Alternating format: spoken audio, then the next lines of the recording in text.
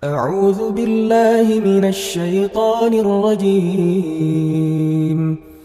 بسم الله الرحمن الرحيم.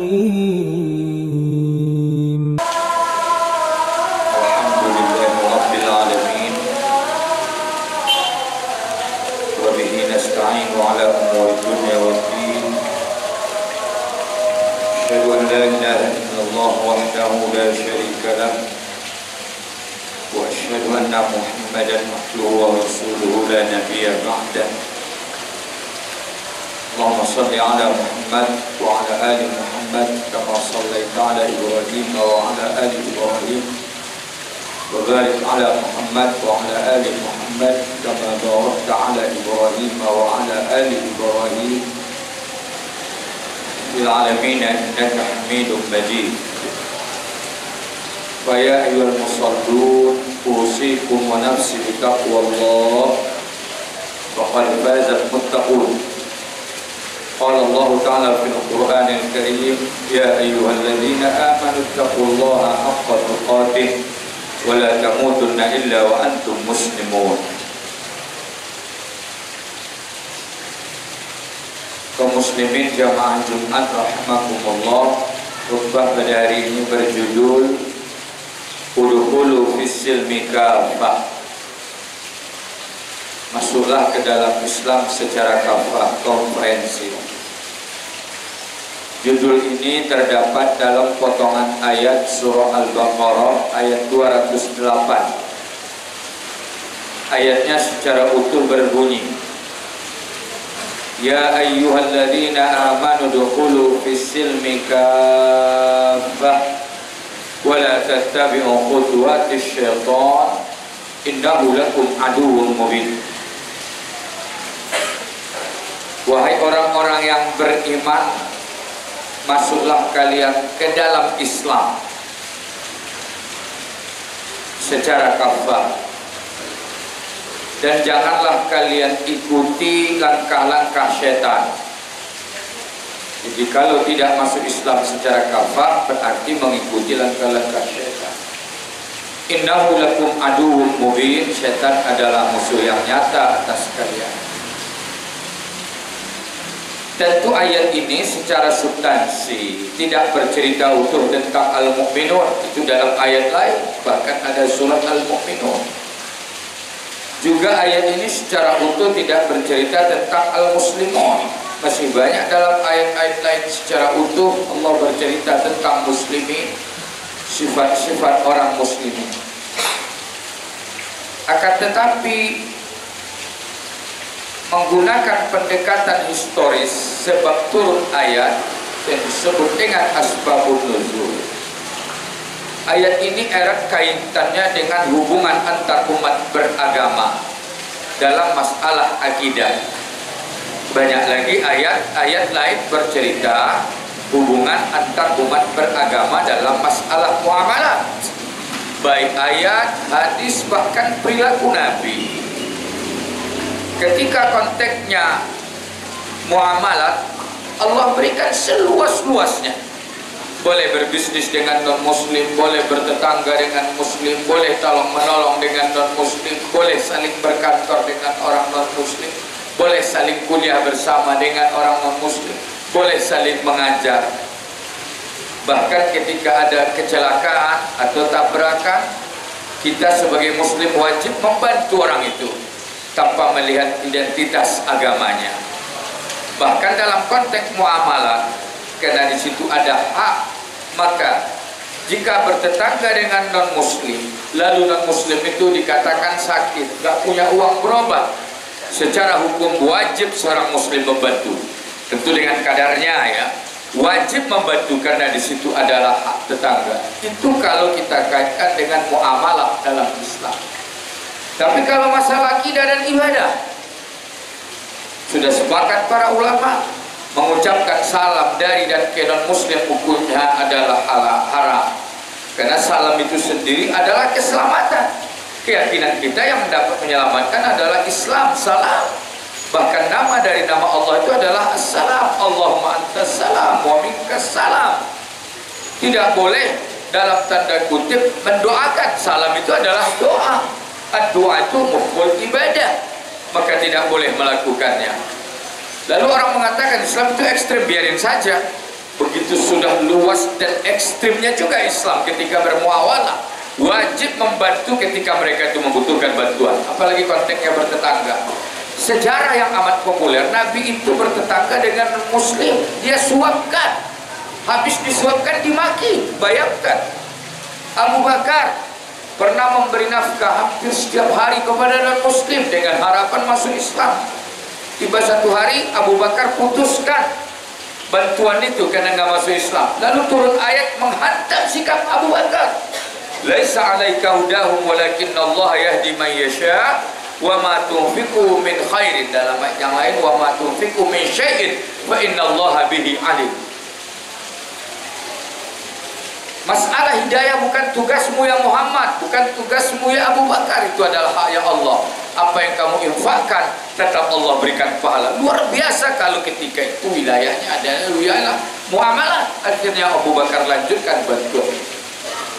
Nah, kembali kepada pendekatan ayat, ada sebuah peristiwa yang terkait dengan hubungan antar non-muslim.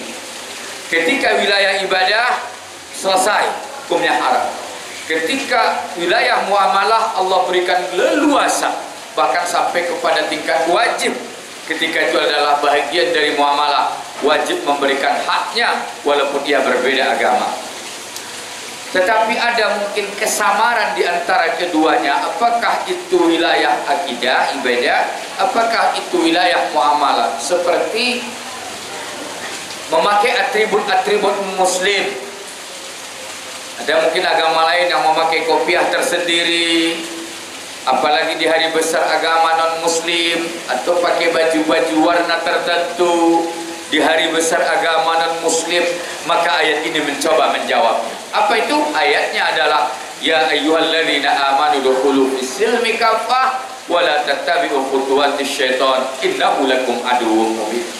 Wahai orang-orang yang beriman, masuklah ke dalam Islam. Secara tekstual Islam lebih tinggi secara tekstual. Tapi ada ayat lain secara tekstual Islam iman lebih tinggi. Dalam konteks ayat ini Islam lebih tinggi dari iman, karena yang disuruh masuk Islam adalah orang beriman. Ya ayyuhalladzina amanu udkhulu fis-silmi kaffah. Wahai orang-orang yang beriman, masuklah ke dalam Islam. Tapi ayat lain surah Al-Hujurat, qalatil a'rabu amanna. Orang Arab kampung, al-Arab itu Arab kampung, kalau Arabi Arab kota. Itulah redaksi dalam bahasa Arab. Qalatil a'rabu amanna qul lam tu'minu walakin qulu aslamna. Orang Arab berkata kami beriman, lalu Allah bilang ya Muhammad katakan kepada mereka belum beriman tapi baru Islam. Jadi kesannya iman lebih tinggi. Tapi pada ayat Al-Baqarah 208 kesannya Islam lebih tinggi. Bahkan ayat puasa ini, beberapa hari lagi kita akan memasuki puasa. Yang disuruh melaksanakan rukun Islam puasa itu adalah orang beriman. Ya ayyuhalladzina amanu kutiba alaikumusiyam. Jadi jawabannya bukanlah antara Islam dan iman atas tinggi atau atas bawah. Antara iman dan Islam sama derajatnya, cuma esensinya yang berbeda. Iman wilayah dalam keyakinan, Islam adalah wilayah luar zahir. Makanya rukun iman itu adalah wilayah iman, sementara rukun Islam itu adalah amal perbuatan zahir sehari-hari. Jadi posisinya sama, hanya saja dimensi yang berbeda, dimensi dalam dan dimensi luar. Beda mutakin, oke, itu lebih tinggi. Beda muhsinin, iya, itu lebih tinggi. Nah, makanya Allah mengatakan ya ayyuhalladzina amanu dukhulu fis-silmi kaffah. Apa sebabun nuzulnya? Sebabun nuzulnya ada sekelompok Yahudi yang masuk Islam. Artinya mu'allaf, baru masuk Islam. Di situ ada sahabat dalam tanda kutip sebelumnya Yahudi baru masuk Islam yang terkenal, Abdullah bin Salam, Wahab bin Munabbih, Ka'ab bin Ahbar dan sahabat-sahabat lain. Mereka baru masuk Islam. Mungkin wawasan keislamannya belum tajam, belum dalam. Tibalah di satu hari, kira-kira mungkin hari ini hari Jumat, besok hari Sabtu, ada hari besar agama non-muslim, itu Yahudi. Yang namanya hari besar pasti pakai atribut, sama juga umat Islam. Seperti hari raya Idul Fitri, Idul Adha, atribut-atribut pakaiannya, berjubah, sarban, apalagi sampai kepada tingkat korban, hewan dan sebagainya. Nah, Hari Sabtu ada hari besar agama non-Muslim, yaitu Yahudi.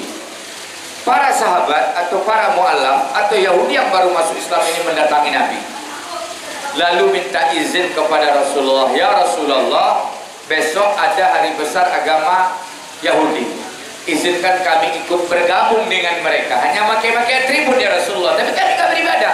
Kira-kira rame-rame lah ikut bergabung dengan mereka. Ya pakai atribut, kan nggak mungkin lah dia sendiri lain aneh dengan yang lain. Ya pakai biasa. Tapi kami nggak ikut beribadah. Hanya kumpul-kumpul saja ya Rasulullah, dengan niat ketemu dengan kawan-kawan lama lah. Inilah momentumnya. Hanya kumpul, kami tidak beribadah. Kalau beribadah sudah final, hukumnya haram. Apa jawab Nabi? Nabi diam sejenak, maka turunlah ayat ini. Ya ayyuhalladzina amanu dukhulu fis-silmi kafah wa la tattabi'u khutuwatis syaitan. Wahai orang-orang yang beriman, kalau mau masuk Islam, masuklah secara kafah, komprehensif, menyeluruh. Jadi nggak bisa sebagian-sebagian. Jadi betul-betul. Oleh karenanya turun ayat ini mengharamkan memakai atribut dan ikut bergabung di hari besar agama non-Muslim, maka hukumnya adalah haram. Jadi kita melihat ada sebuah kantor misalnya, karena pimpinannya agama tertentu, maka diwajibkanlah karyawannya kadang-kadang pakai baju-baju merah dan sebagainya, pakai atribut-atribut, maka dalam konteks hukumnya adalah hukumnya haram. Jelas ayat ini mengatakan, ya ayyuhalladzina amanu dukhulu fis-silmi kafah wa la tattabi'u khutuwatis syaitan. Jadi kira-kira itu sudah mulai langkah-langkah setan. Sama halnya wala taqrabuz zina, jangan hampiri zina. Menghampiri yang nggak boleh. Lalu melaksanakan lebih tidak boleh lagi. Karena itu adalah langkah-langkah yang kepada tujuannya. Maka dapatlah sebuah kesimpulan yang final dari ayat ini, yang dianggap kalau wilayah akidah ibadah final, kemudian pada wilayah muamalah juga final, tapi ada hal kesannya di antara keduanya, seperti memakai atribut, ikut membesarkan hari agama besar non Muslim. Kalau hari agama, kalau hari kebesaran negara boleh-boleh saja, seperti kemerdekaan dan sebagainya. Tapi ikut memakai atribut dan ikut bergabung memeriahkan hari besar agama non Muslim dalam pendekatan ayat ini, hukumnya adalah haram. Barakallahu li wa lakum fil Qur'anil Karim wa nafa'ani wa iyyakum bima fihi minal ayati wa dzikril hakim fastaghfiru fa ya fawzal mustaghfirin wa ya najatat taibin.